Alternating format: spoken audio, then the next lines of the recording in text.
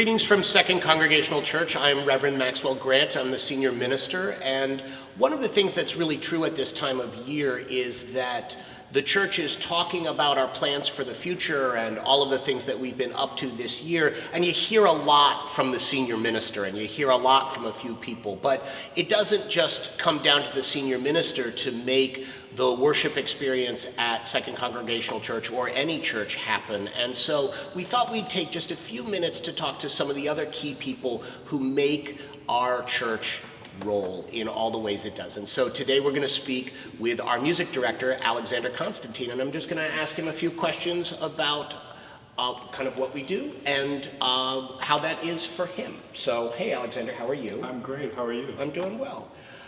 Why does a church need music?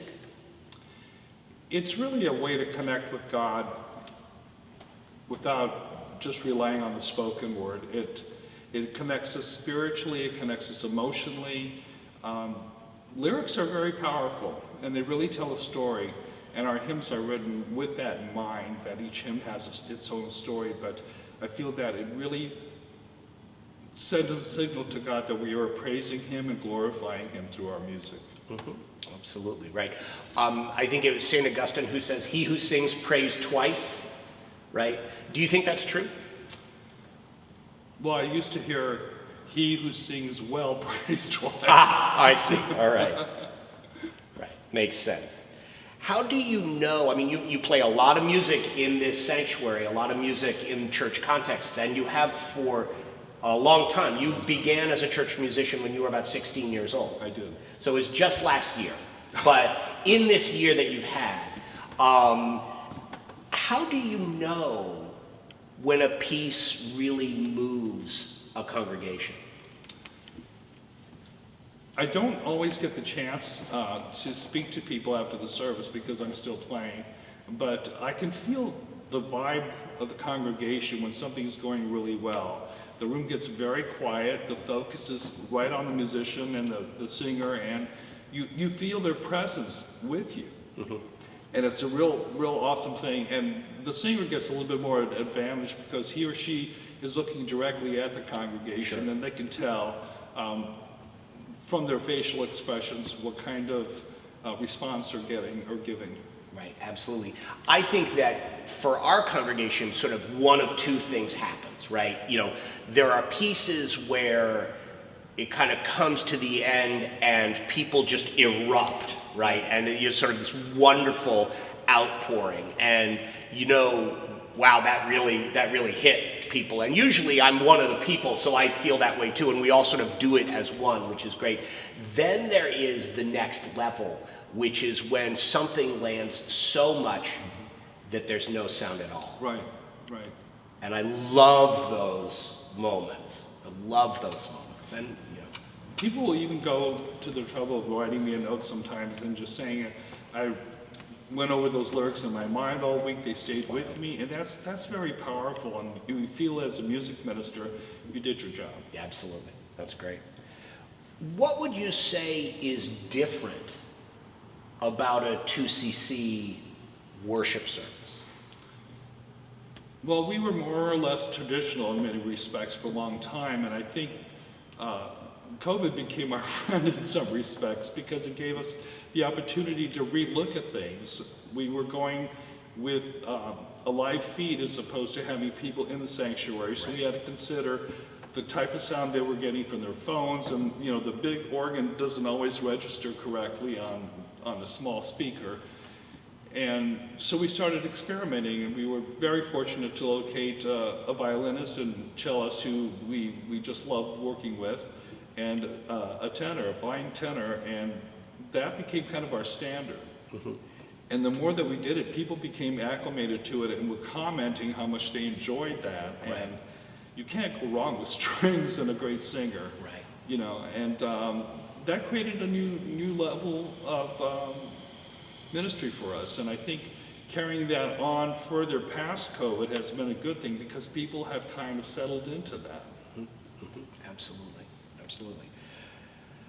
What does it take to make a typical service happen? Now, this is a question that I know the answer to, but from your perspective, what does it take? I mean, people, I think, sometimes imagine that music ministers or clergy work for about 1 hour a week, and the rest of the time, I don't know what we're doing, but but something else in the minds of many, that you just kind of walk in, you sit down, whether it's at the organ, whether it's at the piano, and you let it go, and then it's off for lunch somewhere. But there's a lot more behind the scenes that has to happen. Can you talk about kind of what it is in the course of a week? It's like any endeavor. It takes some research. It takes prayer, and you really have to put yourself in the place of a congregant to see what they're going to hear, how they're going to receive it, and that you're clear about your message and the message that you want to send. And the lectionary is a great resource. Of course, it's going to tell you the readings for the week, and they give you notes on developing the theme and going further with it. And then I have to think about who's singing that week, their voice type, if they sound good on certain pieces and not others, because that happens a lot. Our singers are really different. We're very fortunate to have 4 or 5 really different singers, very talented, but very different.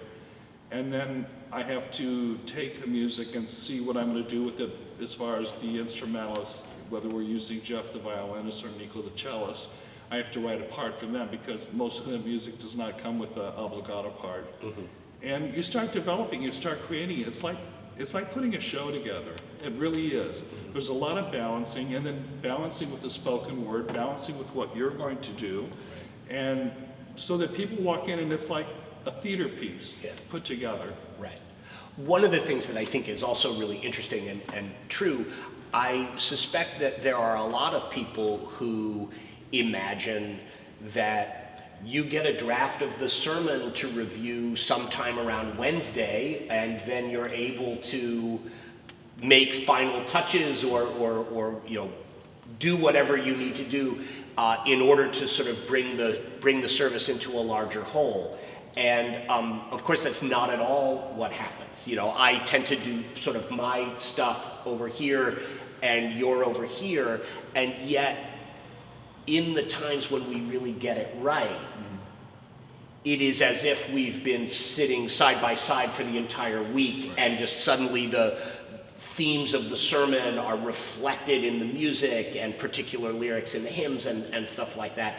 And so sometimes people will come up to me, because I get the benefit of handshake time, and they'll say, wow, you guys really had it together. And you're sort of like, oh, yes, thank you very much. Yes, indeed we did. Took a lot of work. Exactly. It was just totally worth it. It was great. But, there is, I guess, one way to think about that is, we're very simpatico, having worked together for a long time, but there is this sort of Holy Spirit factor that, and so I love what you say about the idea that prayer is a part of it. Yeah. Because I'm certainly praying and you're certainly praying, and I think as the Holy Spirit is moving us, it is amazing how we become aligned without particularly working to align. Right. But that's a really real thing that happens, and it happens a lot. So. And we don't want to sound over-prepared. Yeah. Like the word water is done 20,000 times within one service. Right. By the time it's over, people are like, okay, I get it. Right. I'm waiting the right. Or like, come look at the tablescape on the communion table, and there's a water element that we've interjected. Right. Yes. Yeah. You can overdo the theatrical aspects of worship, and we try hard not to overdo it. That's certainly true. So, just as a kind of final question, what's your favorite hymn to play? I think looking back on the real great hymns of the church, the ones that really get people going, I have to say, "Oh Come All Ye Faithful" is a tearjerker for me. Yeah. People don't see me crying because my back is to the congregation, but by the time we get to the last verse and the brass is going and the choir singing, and you can feel the vibration from the congregation belting it out. Yeah. They don't need the music, they don't need the lyrics, they know this thing backwards and forwards. And I can't help but be moved. Yeah. It's so powerful, I can't even tell you. And it's very emotional, and I think to myself, okay, this Christmas Eve, I'm going to be calm, and the faucets start running, and I love the fact that I can still be moved after having played that so many times, but be moved and feel the Spirit inside of me, and what a wonderful way to start the Christmas Eve service. Absolutely. No, it's funny you say that. It's that one for me, or Christ the Lord is risen today, and they happen to be at our church the two guaranteed times in the course of a year when I'm going to actually process formally from the back of the church to the front of the church, and usually by the time I make it up to the platform, it's in the bridge. So you're doing the full organ experience, and I'm like, I gotta hold it together for the last, because if I'm just a mess, which I kind of want to be, then I'm gonna be like, that power is really, that's right, that's so People true. don't really understand sometimes how this moves us. Yeah. Just because we do it and it becomes a routine doesn't mean it doesn't affect us, because it affects us greatly. Absolutely. No, that's very well said. Well, thank you for all of the things that you do. You are a central part of the life of this place, not only in our worship, but in so many other arenas. And we're so grateful for you and for your ministry here, and selfishly for me, for the chance to work with you and know you and have you as my neighbor. So keep it up, and we are excited to see all of the things that unfold as we begin to enter the holiday season, and look forward to a new year. Excellent. Thank you. Thank you.